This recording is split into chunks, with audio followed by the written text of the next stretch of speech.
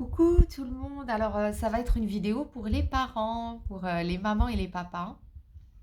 Je viens de finir une séance avec une cliente et je voulais parler de la pression qu'on se met à soi par rapport à nos enfants.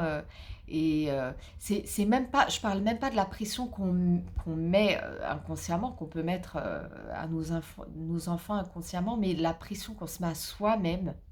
pour être le papa parfait, la maman parfaite. J'ai envie de vous dire que ça n'existe pas. Je voulais juste partager mon expérience à moi où le jour où j'ai arrêté de me mettre la pression, où j'ai arrêté de chercher à être parfaite, c'est là que les choses ont roulé comme sur des roulettes et qu'elles se sont faites de manière plus fluide et où surtout moi je retrouvais la personne que j'étais réellement, parce que je prenais toujours des décisions en fonction de comment ils feraient les autres, les parents d'aujourd'hui, la société, etc. Et on s'éloigne de soi, on s'éloigne de soi-même. Je peux vous dire que le jour où j'ai pris la décision de lâcher prise sur les attentes que j'avais de moi-même en tant que maman, eh bien, tout a changé.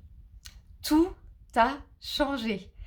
Ma vie a complètement changé, les comportements des enfants ont complètement changé, ça a été de mieux en mieux et moi je me suis retrouvée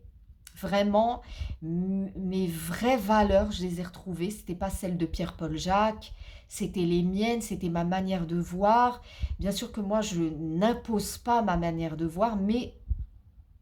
le secret réside également dans le fait d'être soi-même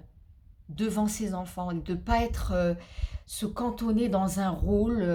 par la peur, parce que c'est surtout la peur qui fait que on tient le rôle. On peut être des fois très dur ou bien trop permissif, ça dépend de quel rôle on joue et sans s'en rendre compte, c'est vraiment des rôles inconscients qu'on joue.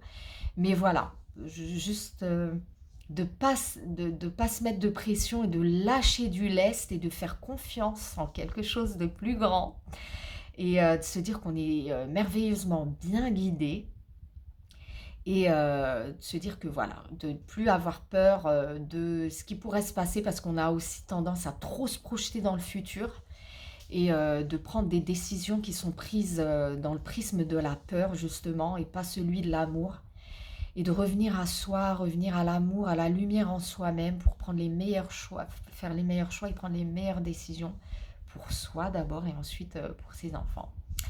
Voilà, je vous fais de gros bisous et je vous dis à bientôt pour une prochaine capsule peut-être si ça me dit. Voilà, bisous.